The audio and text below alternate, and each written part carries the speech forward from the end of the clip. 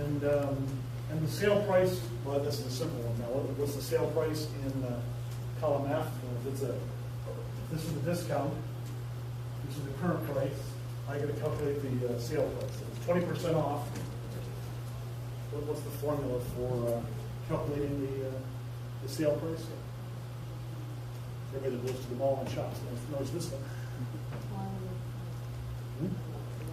So if it's 20% off, you're going to multiply that 0.8 by 80% of the sale price, which is one minus the discount rate times the full price.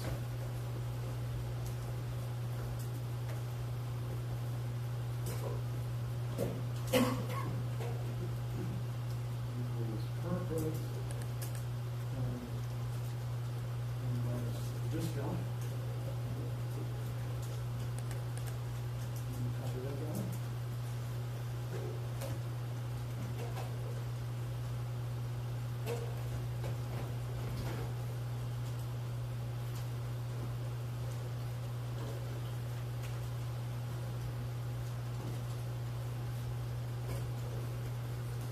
Question for column 3. Okay. Column 4 is actually to build now a simple model.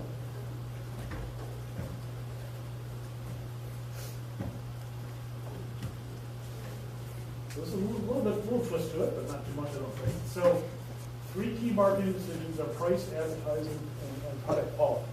3 of the 4 P's, right? Price, promotion, product. Price, advertising, and product quality. P, A, and Q. Where A is total advertising expenditures. Q is a measure of quality between 0 and 100. A simple measure of demand in terms of these variables is given as this function right here. K, little piece K, which is just a number, I gave it as 5,000. Minus lowercase p times uppercase p, where lowercase p is $5, uppercase p is your pricing decision. Q, lowercase 8 times the product quality. Okay, we have fixed cost, $100,000. Unit cost to produce an item is given as, this is the first time we've had this. The unit cost is not just a number, but it's also a little formula, $12 plus 0.1 times Q. Kind of makes sense. The higher quality, it's going to cost you more. So develop a model to enable decision makers to estimate profit based on their decisions regarding the 3 marketing decisions. A little bit different. This wouldn't freak you out if you saw this on your exam now, because it's the same basic structure. So we're building a model. So once again, to get maximizing partial credit, first do a nice header in the same format we've been doing over and over again with the 3 areas, parameters, decisions, and outputs. So ask yourself, what are the decisions? And here there's 3 decisions, right? Price, advertising, and quality. And it kind of says it right here. Based on these 3 key marketing decisions, there are 3 key marketing decisions: price, advertising, quality. I tried to be as clear as I could when I wrote that question. We have 3 decisions.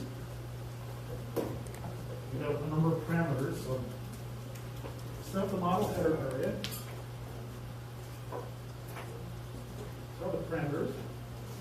Well, I got to give some parameters here of K, P, P,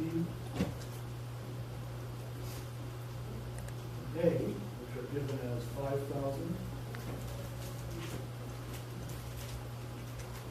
5, 8, E, A, Q. 5,000, 5, 7, and 8.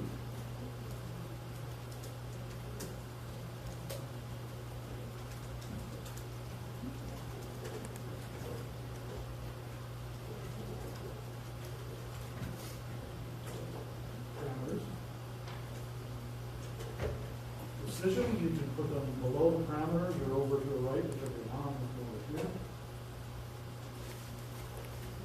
Decisions. So there was 3 decisions.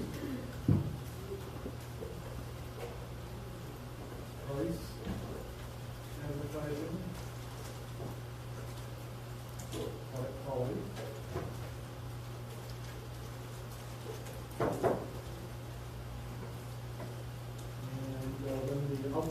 results, profit.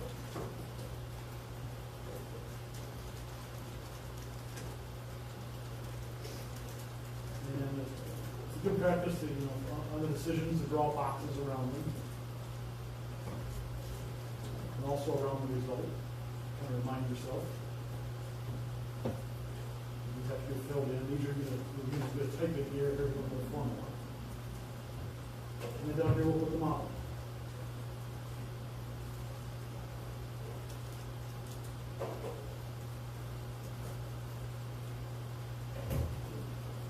So if you just do this much, this is all mechanical, you get maybe half credit just for that much.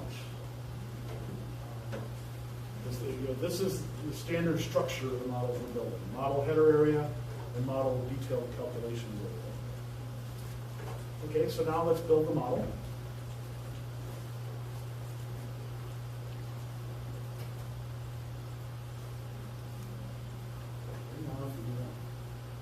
Doing an influence diagram would help here, but it wasn't required, so we won't take the time to do that unless you want to.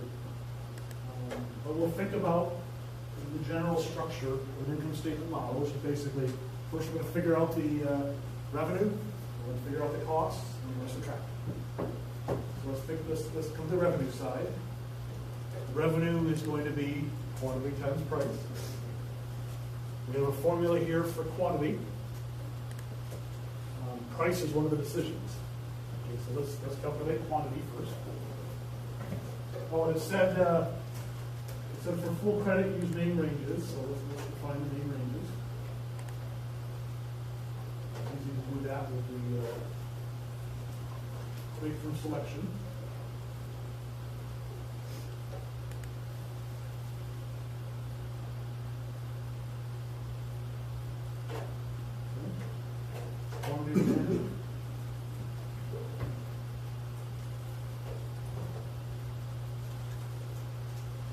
We got that formula right here. And since we define these terms here, we're pretty close to just being able to copy them. K minus P times big P, which is what I call price, plus A times advertising, plus Q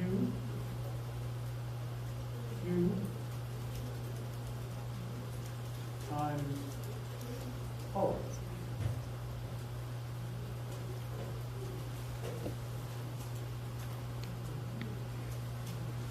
So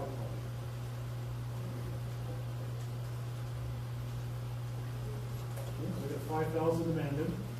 If you wanted to, do the thing where we round it off so we don't get fractions or make sure it's non-zero, that's good, but I wouldn't take off if you didn't. Revenue.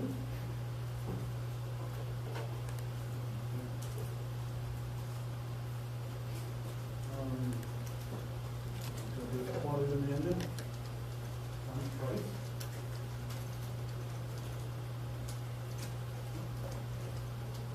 I like, when I'm building a model, I like to throw some numbers, random numbers in the decision, just so I don't get crazy results here. So,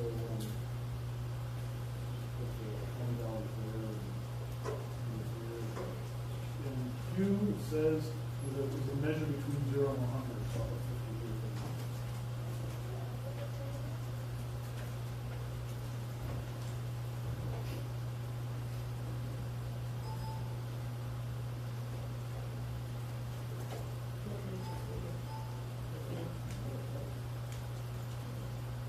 okay, so we've got revenue. Now let's think about costs. What are our costs going to be? Well, we have, this is interesting, we've got a unit cost for the first time in the formula. Unit cost. Let's start. Fixed cost. Oh, no, we're talking about. We got a fixed cost in the revenue table.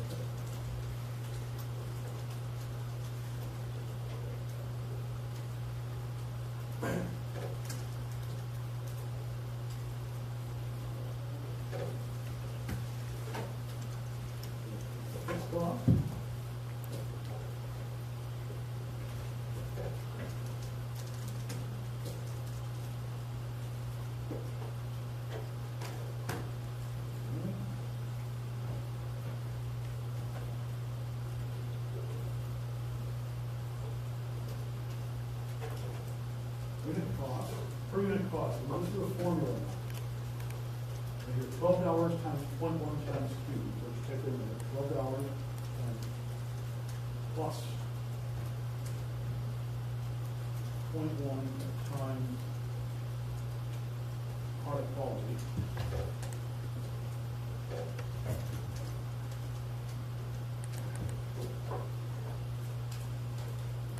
That unit cost is $17 in this case. So variable cost, the unit cost times quantity. What's the total cost here going to be? And you got to remember, once again, advertising is a cost. Advertising cost.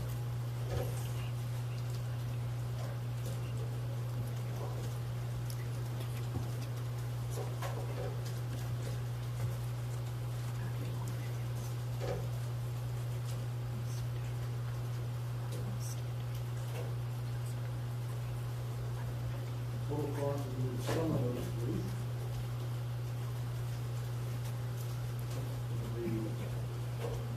The fixed cost,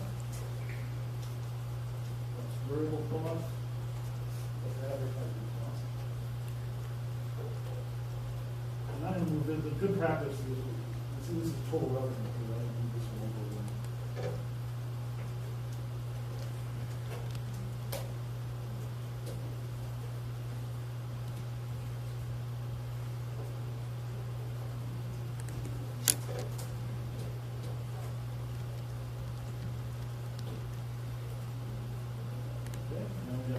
Total cost, and which is revenue minus cost.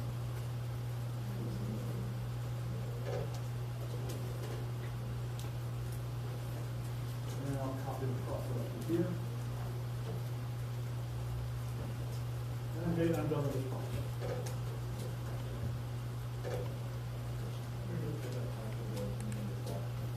Well, I said, only if I stay in the Thomas statement. So you see, this problem, like I said, for full credit, use name ranges. And sure, your model does not allow the quantity to be negative or fraction. So if I say that explicitly, then yes, that'd be a few points off for not doing that. If I don't say it, then you don't need to name ranges.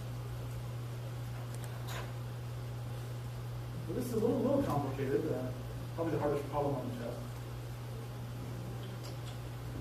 What is your formula for the variable cost of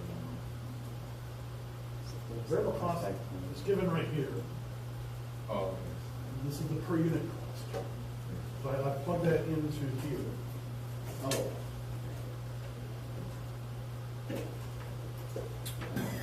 Yeah, and then the variable. Variable cost is always per unit cost times quantity. 324 times 321.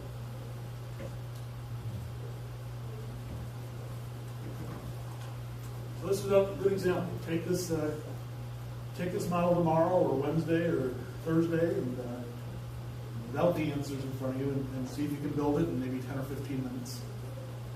Just get 5 problems in 2 hours. That's a little under a half-hour problem to finish.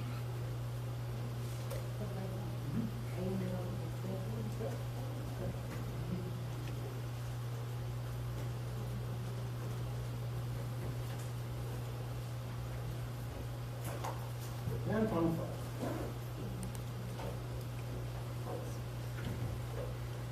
This is another module 2 basic Excel problem.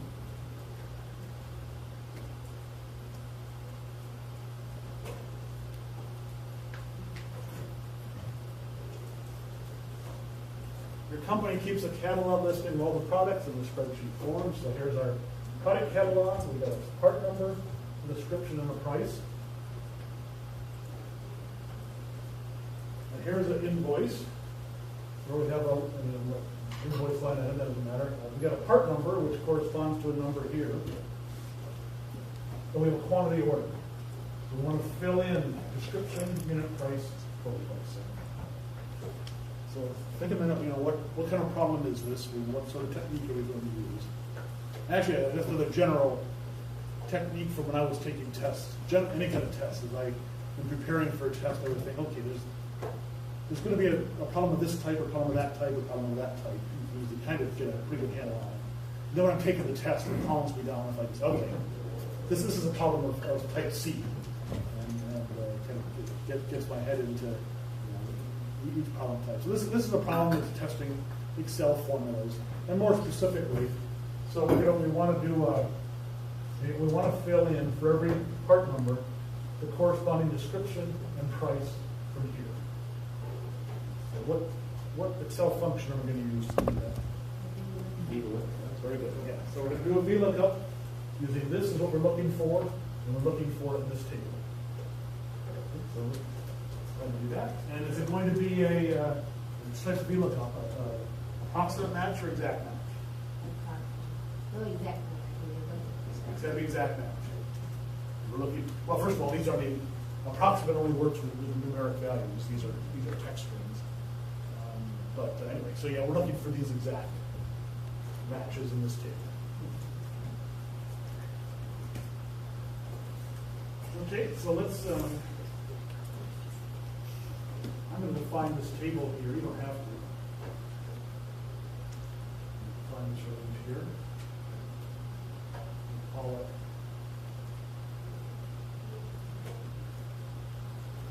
Catalog table. Select the range. Here I hit define the.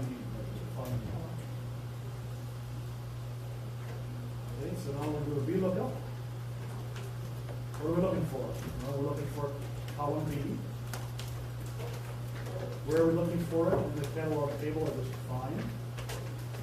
Which algorithm returns? Three column table. Second column. And it's a exact match. There we go. Okay.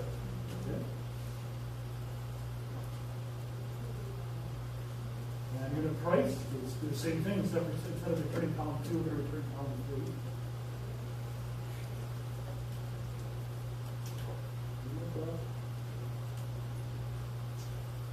Part number.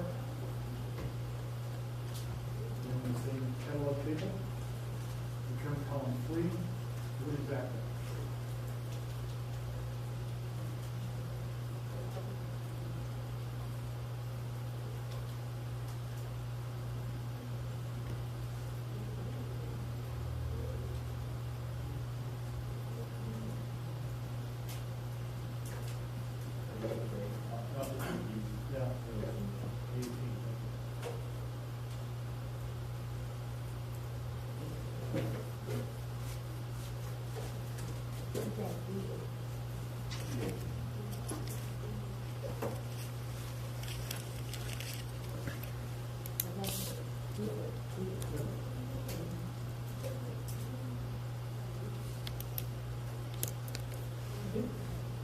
And now we can total price, that should be an easy one, right?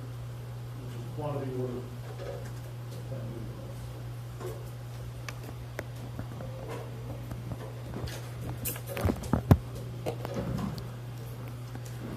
And then total is the sum of all the line items.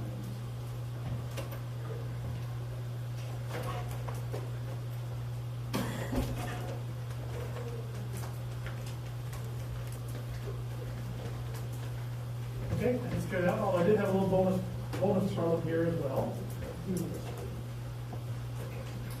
Bonus extra 5 points. If the part number here is not in the catalog, I want to put an error message, error part number not found in the description, and put a 0 in the unit price. Do that? How would you do that? If what? So we want to do an if to test if. Basically, we want to test if this is in this list, right? How can you do that? There's a couple ways you do it actually. You do it with a count if, but probably the easier way to do it is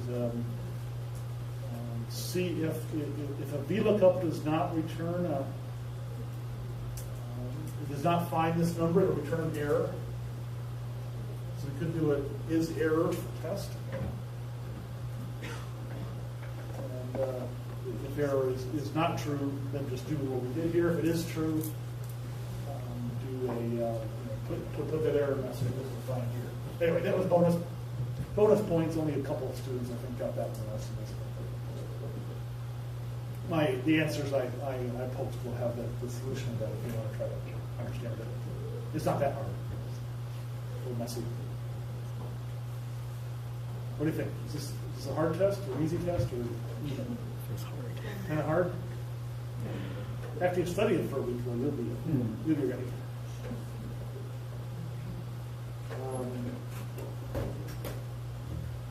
I'm trying to think, the grades on this one were there's lots in the 90s and lots in the 80s. Do you curve?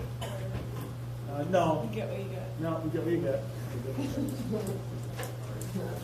But I obviously try to design the tests so we get a Yeah. reasonable curve. I don't want everybody to fail. I don't want everybody to get 100.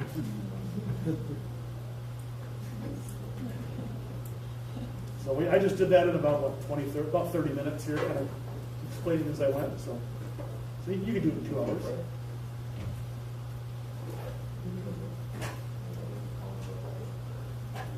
So I will post this and the other two, so I don't have time to go through the other 2 tests here.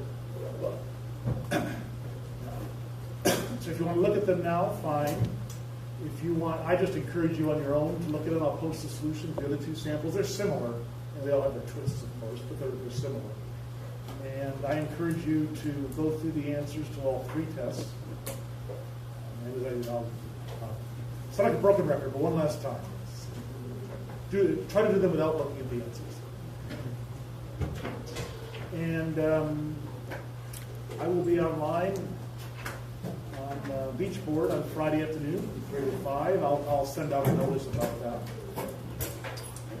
Oh, and so one last announcement. 2 weeks from tonight, 2 weeks from tonight's the midterm. I will be somewhere in Virginia. I'm not sure where I'll be that night. Yeah, the hurricane. I'm worried about the hurricane. Yeah. I might not be there after all, or I might not make it back. 2 weeks from tonight, I'm actually going to be in New York, and so we're going to try. No, where am I going to be? I'm going to be in DC. It doesn't really matter. I'm going to be in the East Coast still. So we're going to. I did this last semester. Worked pretty well. 2 weeks from now, the class is going to be virtual. It'll be an online class. So you can stay home and do it from there. It's not as good as obviously being live, but a lot of students like it because it's all recorded as well, so you can watch it over if you want as well. So what that means is if you haven't yet gotten onto the virtual rooms in Beachboard, maybe you just want to come on Friday just to make sure you can do it. Because it worked last time we did the full class. It worked pretty well. I think everybody got in, but I know sometimes people have problems with that. So you won't see my face live again for 3 days, but you'll see.